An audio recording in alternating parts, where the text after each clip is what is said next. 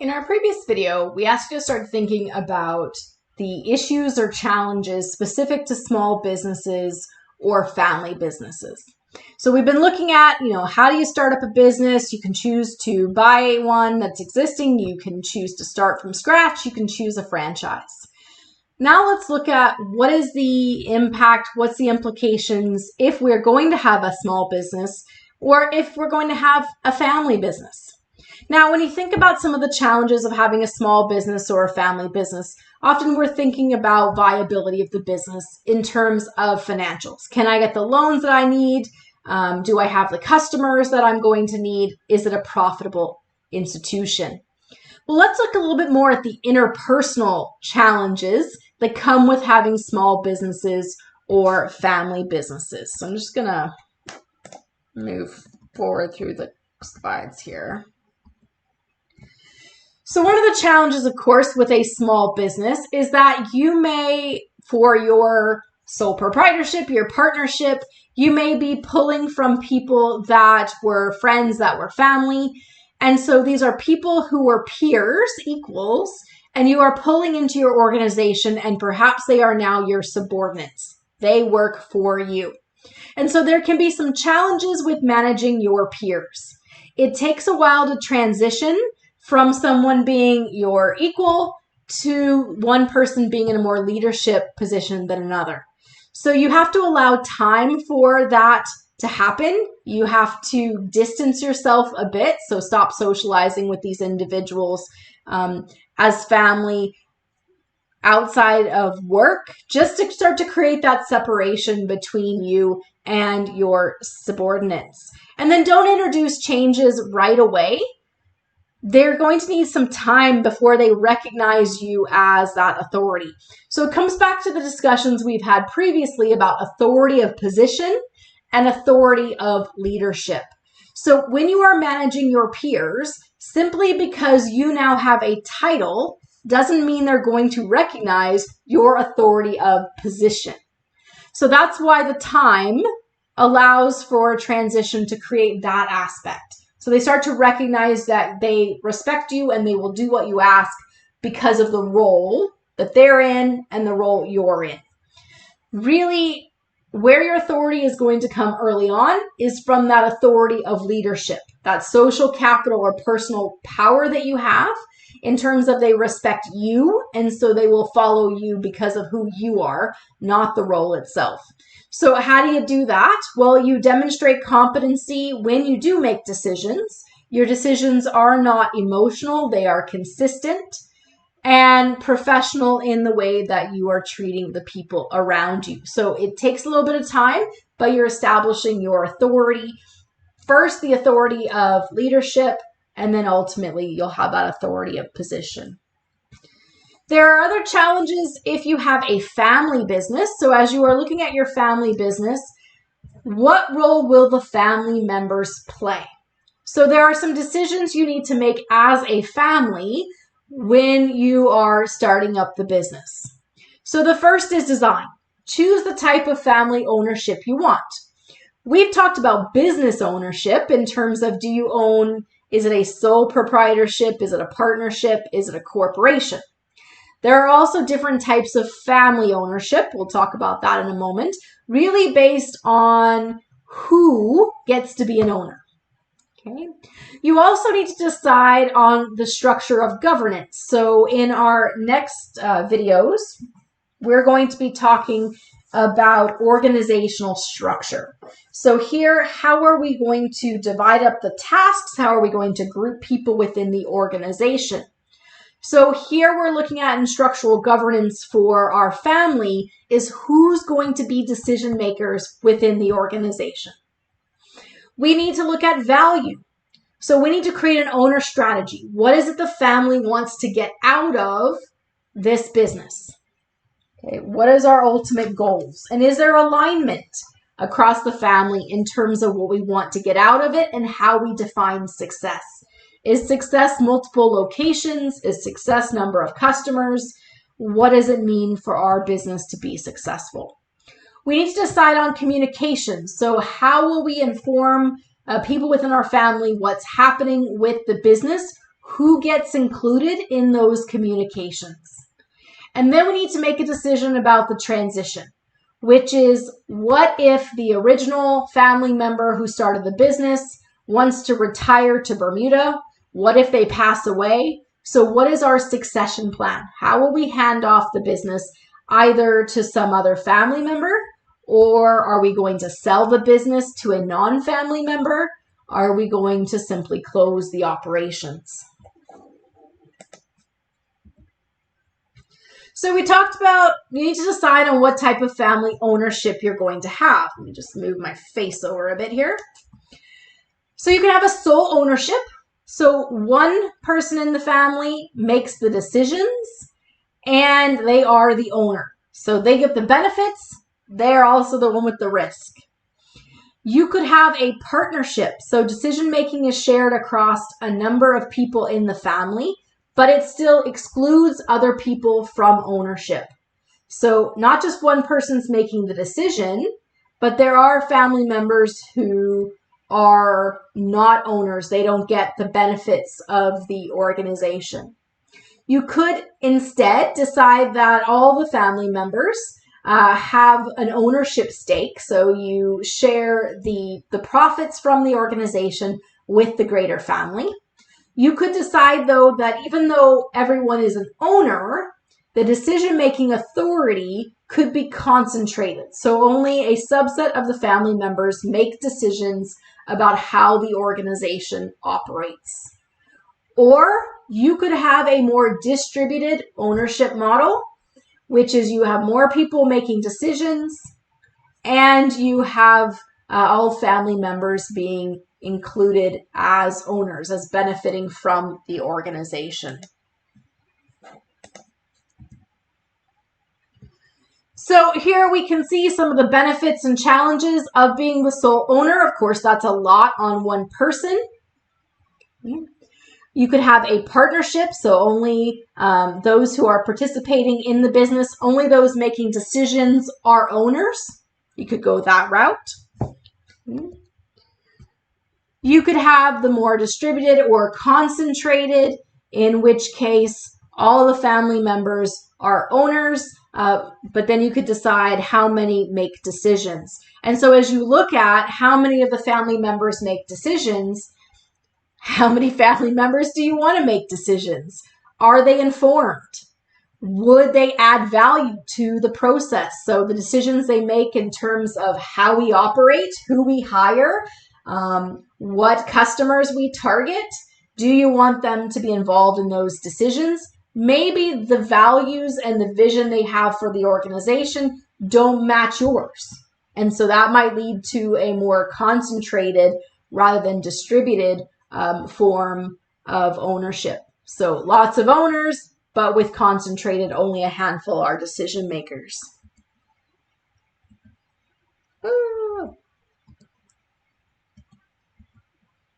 So you got to decide the level of involvement of the family.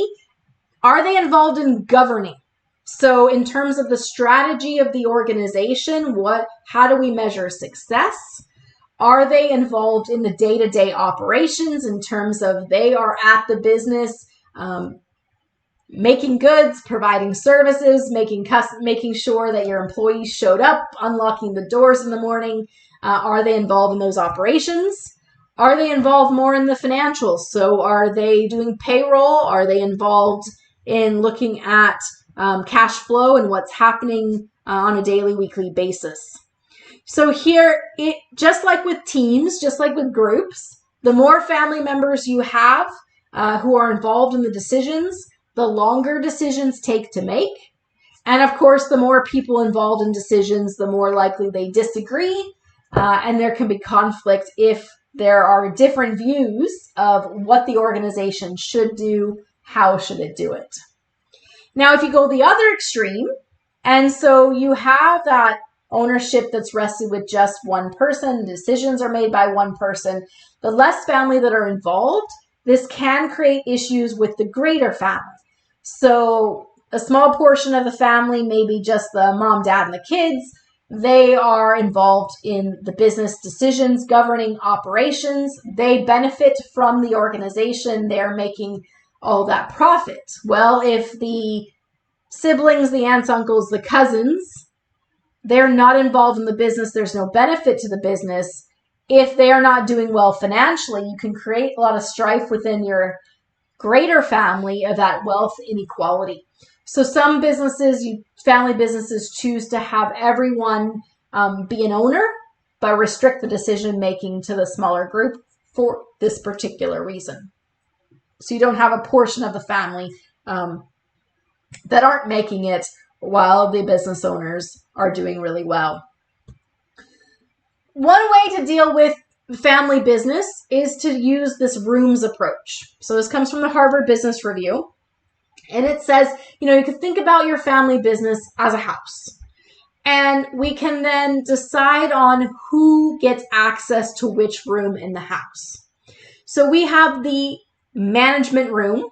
These are the ones who are looking at the day-to-day operations in terms of scheduling employees, in terms of how we go about making whatever we're making, our goods and services. So do you have specific family members who get to be in that management room?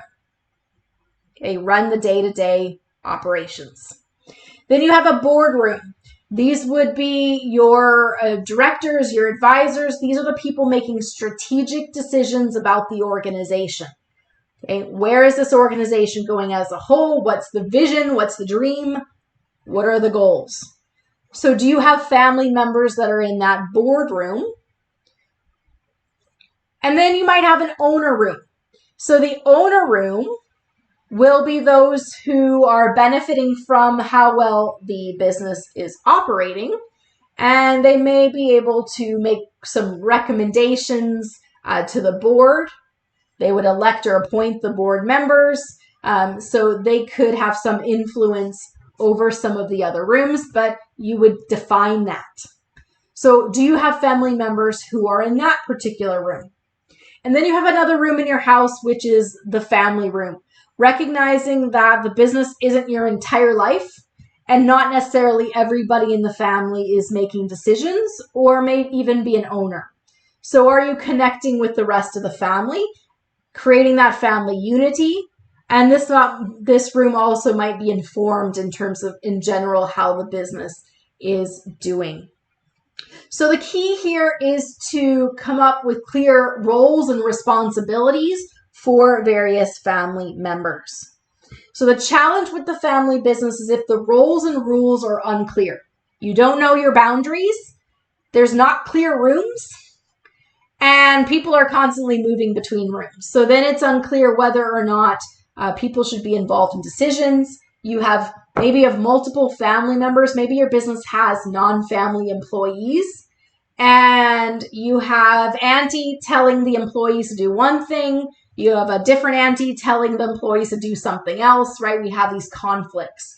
So we need clear purpose and functions. We need clear rules and responsibilities. Who does what?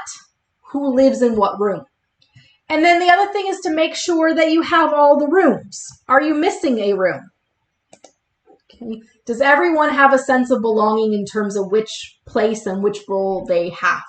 So don't forget to have these different rooms in that process. So the owner room, and what is the role of the owners? If it is not to manage the day-to-day operations or to set the strategy for the organization. So clear roles, clear boundaries, making sure that there is this separation and that we have the rooms or groups for each of the people involved in our organization. I'm actually going to skip through these for a second. So let's go here. So we are looking at then if we need clear roles and responsibilities, we might want to create what is called a RACI matrix or a responsibility assignment matrix. So we could, on the top of our table here, have those different rooms. We have the management room, the board room, the owner room, the family room. And we could assign different levels of authority to that group.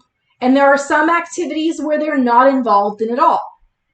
Here we can see the family room is informed about activities. That's the I in RACI.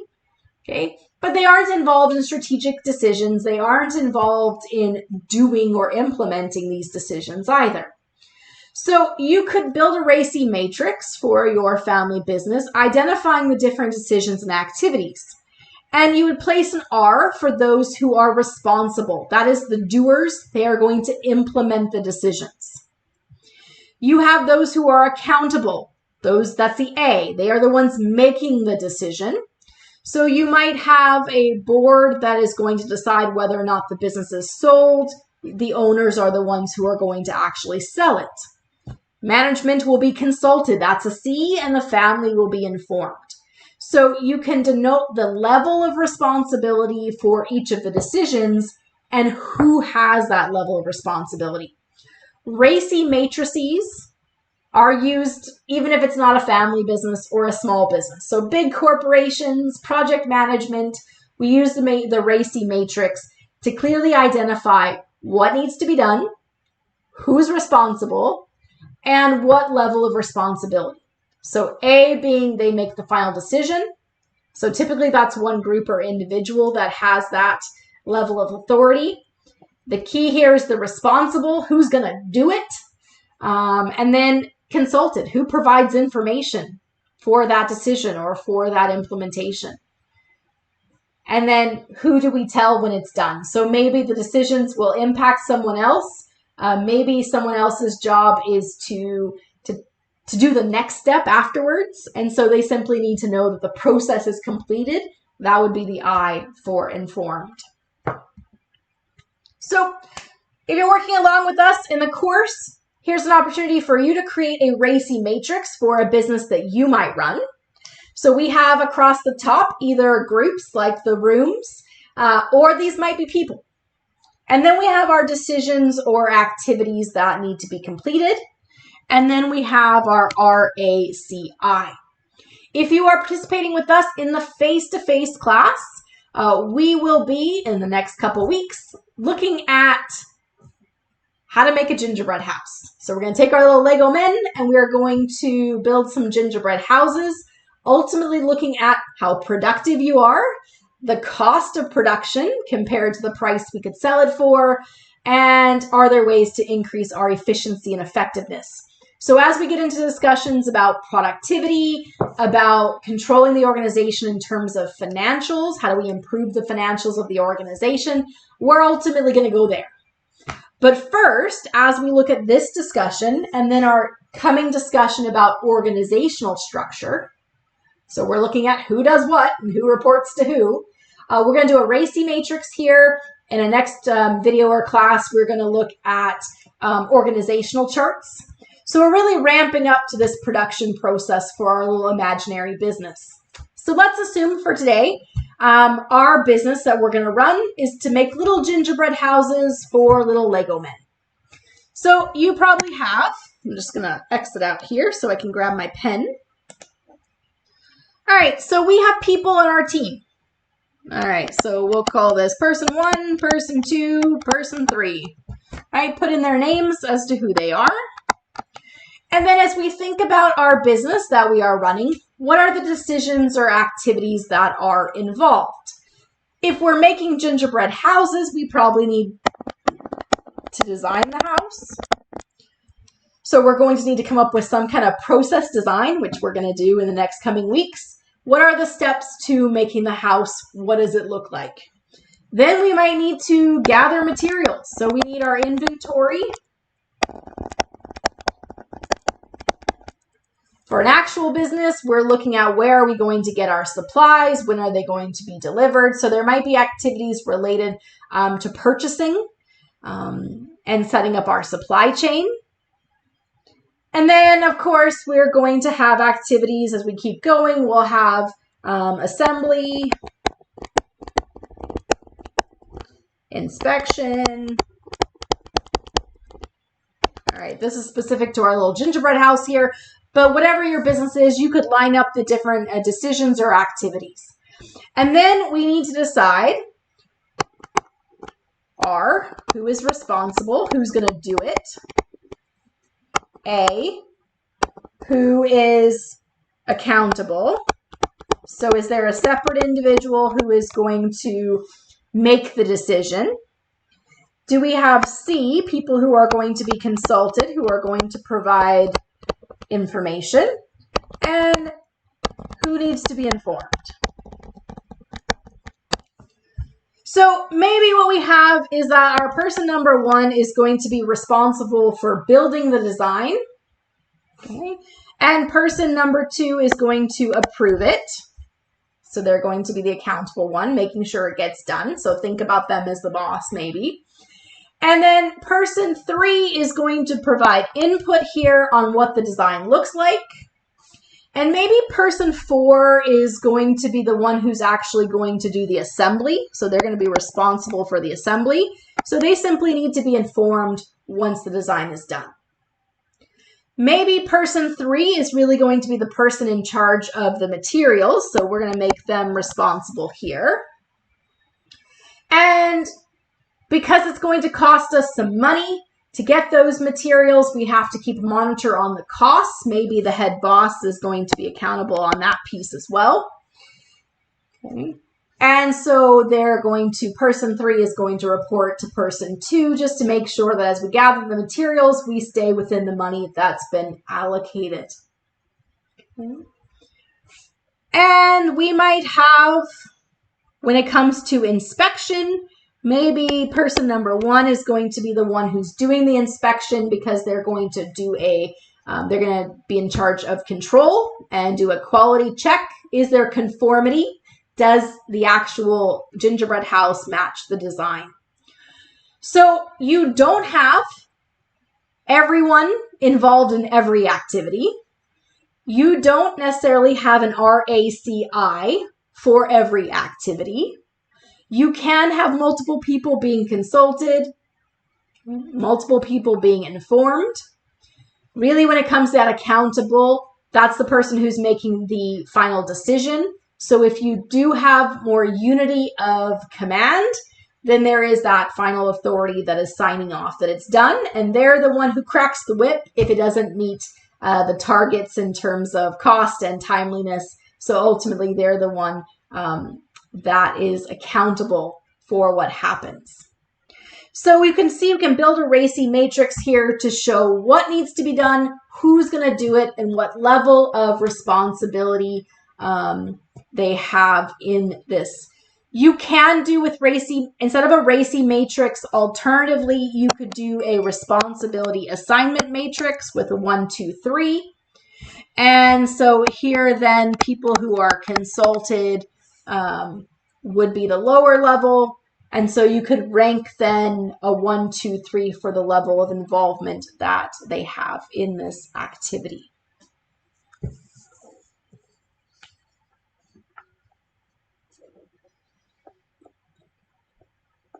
The last thing I want to talk about is we're talking about some of the challenges of a family business. I'll just go back to the bigger screen here.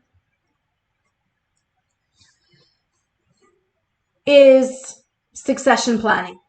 What is the exit plan if a family member wants to leave the organization? As we said before, maybe they want to retire to Bermuda. Maybe they die. Maybe they are put into an assisted living home because dementia has taken over. What is the plan to ensure the continued operation of the organization? Or maybe the plan is that it closes. Maybe it gets sold to non-family members. So you can see here on the right kind of a decision tree in terms of if the owner of the business, have they created a succession plan for like a will or a deed for what would happen? Is there a spouse or child or other relative who wants to take over the business? Are they someone who has actually worked within the organization? Do they have the appropriate skills and training? Do they have the appropriate education? It's important that we have people in our family who have gone through the organization in terms of ensuring that they have the skills, they've done the roles within the job. Perhaps they don't want to. Then what is the plan that we have there? So is there a way then to pass it on to someone who is not a family member. Now, we skipped a couple slides, so I'm just going to go back here, because as you are looking at that role of family members in terms of taking over the business or working with them, there are a number of things we need to consider. So if you are running the business with your spouse, your significant other, this can create a lot of conflict between that emotional relationship outside the business and the business operations. So do you have alignment in terms of what the purpose of the business is? What are the goals? What is the value in terms of how do you measure the success of the organization? Do you have an opportunity to allow your spouse to take on the role that they are best suited for, that they want? Or is it simply you're going to do this and they're going to do everything left over? So are you, as you are running the business and organizing the business, considering the goals, the interests of your significant other? Because if not, it's going to impact the personal life as well. And then you need a clear separation, right? In terms of scheduling personal time and not letting those boundaries seep between. So key decision making within the business is with your spouse. And it's important then that that relationship outside the business is strong as well. We talked in our succession planning about perhaps you're going to leave the business to a family member. So then you're probably, previous to that succession plan, you're probably going to hire some family members within the organization. So don't immediately put the child into a senior management position, especially if you have non-family employees. There's a lot of resentment, right? If the favorite child doesn't do anything but gets promotions and is given seniority and more authority, yet they're incompetent. So put your family members in at the bottom levels of the organization. Rotate them through the different positions. Have them try out all the different roles. So if they do take over the family business, they know the ins and outs. They know all the pieces. Okay. So they are then well equipped because they have they've seen all of how the business operates. What if you have a family member who's just incompetent? Can you convince the family member to have a limited role in the organization or no role at all? So back to the design in terms of how much decision making and versus how much ownership. So maybe that incompetent family member is an owner, but not a decision maker. So can you encourage them to pursue other interests outside the business? Make sure that when you have this incompetent employee, there are clear chain of command, clear lines of authority and responsibility. So we do know clearly what is the expectations for this person. They know the expectations for this person. And that comes back to those rooms in the house in terms of separating out clearly what they're expected to do or not do. And perhaps as you're figuring out what room in the house they belong in, can they be put in a role where they don't do any harm? They're not disturbing other employees, so they have a purpose, they have value, but it isn't necessarily a critical component that could jeopardize the operations or prevent other employees from being successful in their roles. So as you're thinking about the roles of your family members, your spouse, having your family members have positions in the business, that's all planning for that ultimate succession in terms of what if you don't want to do it anymore, or what if you can't do it anymore. So the last piece here in terms of that succession planning is how do you hand off the business to someone else? So you're looking for a decision that will minimize the tax implications, that will allow your family, if that's what you want, to maintain control of the business, and allows for flexibility so the operations of the business don't get interrupted. You can continue to produce your goods or provide your services during that transition. So what are some options?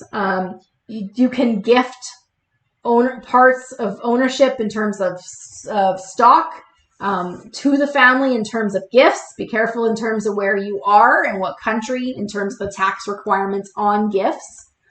You may make a family member part of your limited partnership. Remember, we talked before about partnerships have equals, but if you're doing a limited partnership, you can change the amount of risk, the amount of reward, the amount of control they have in that decision. So again, it comes down to contracts, very clear and specifying roles and responsibilities.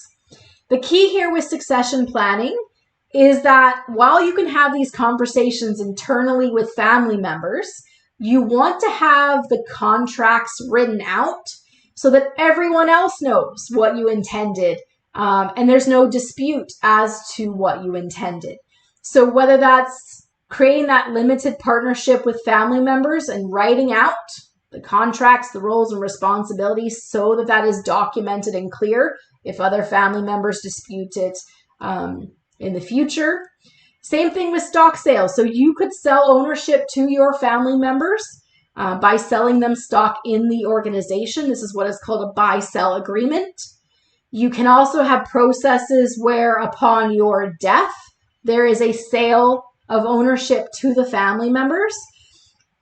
And if the sale is happening after your death, you need to very clearly document how the price of the stock is being determined, the calculation or how it's fixed, so that it's not viewed as selling the business to the family for $1. Okay, so selling the family business to the kids for $1 is a way to avoid taxes. So you want clear documentation for legal and tax purposes. You might have a living trust. So there's instructions for how to manage the assets if you can no longer do this. Does it automatically go to your heirs? How do they inherit the family business? How does it get taken over? The key here, just like with a will, with a trust, is that the key here is that we don't want the court to decide who gets ownership. We don't want the government to come in afterwards and add a bunch of financial penalties. So it's about having clear documentation, legal documentation in terms of rights and responsibilities, contracts, and protections in terms of the tax or financial implications.